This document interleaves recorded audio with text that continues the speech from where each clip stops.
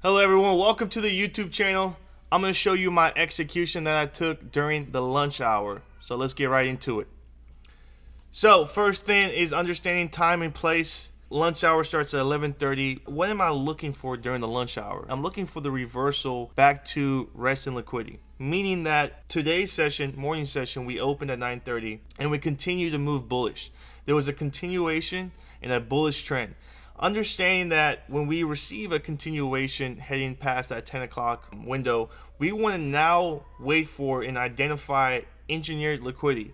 So if we're moving bullish, as you can see here, we took a unnecessary loss in the morning session and then we capitalized during that lunch hour. So continuation bullish, we've come back to that new day opening gap as we continue to move bullish. Where am I looking for that engineered liquidity? Here is me trying to trade the morning session, got chopped up a little bit, tried to trade that BISI to that new day open gap, didn't like what I saw, moved it to break even, got out of that trade, and then we actually did deliver, even though the setup was there. I just didn't like what price was doing. I thought, you know what, I'm just going to wait for this lunch hour because I knew that we generate all the sell side liquidity right here. Relative equal lows, that is to me a key area that I know that during that lunch hour, understanding time and place, what price wants to do, it's hunting those sell stops. So if I zoom out a little bit here so you can see what we got from 9:30 all the way till 11:40 was that high, a continuation of moving bullish. So my lunch hour model is understanding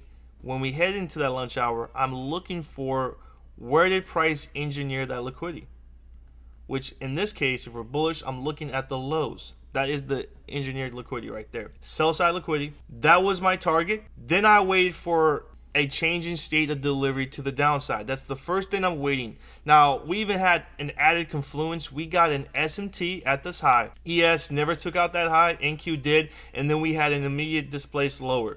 There was my change in state of delivery. Now, once I've received that change in direction, I'm now looking and paying attention to the premium arrays. How does price treat those levels? And does it trade into that upper quadrant of those premium arrays, or does it trade in the lower quadrant? I'm looking to see, is there institutional order flow drill? So let me run you through this. So first thing is we create insufficiency here as we had that displacement, right? This was our change in state delivery, this price leg right here. In this price leg, I'm highlighting, I'm annotating all the premium arrays. As I mentioned, I want to see this insufficiency stay unfilled, in which this case it did. That's giving me more bias to my direction, right? I expecting more sell side delivery, holding pretty strong, indicating that it hasn't traded back into this insufficiency and it's left it open. Once price traded into this SIBI right here, we rejected lower. There was another displacement lower. We create this sell side imbalance, buy side insufficiency right here. So you can see now I've added contracts. I scaled my contracts here. So we're going to run you through these contracts that I scaled.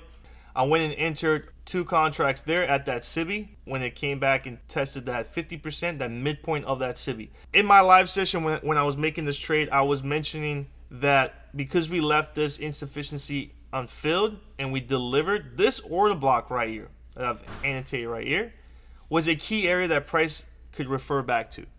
So you can see that I scaled more positions right there. So added 2 contracts there, added 1 there. Then we went and added another 2 and another 1. So 3 contracts. So in total, we had 6 contracts that were filled there. So what am I looking for again? I'm looking for that order block. This is where price can refer back to. As I mentioned in my live session, that price can trade through that SIBI into that order block and just wick into this order block. This bearish order block right here is what I was paying attention to. That's why I entered more contracts right at that order block. And then we got more confluence of a internal SMT forming. Okay, ES was pushing higher. NQ was continuing to stay weaker. And I knew eventually that we were going to see it just sell off to that resting liquidity, that red line right there. That's that sell side liquidity. Okay. And that's where I took my 6 contracts off right there. And you can see it just dump. Why is it just dumping like that? Because that is where those resting sell stops are sitting at. Price dumps into that liquidity range, taking out those buyers that were holding through the morning session. So that's how I execute the lunch hour, using time and place, paying attention to those premium arrays, and understanding how to add confluence to my model.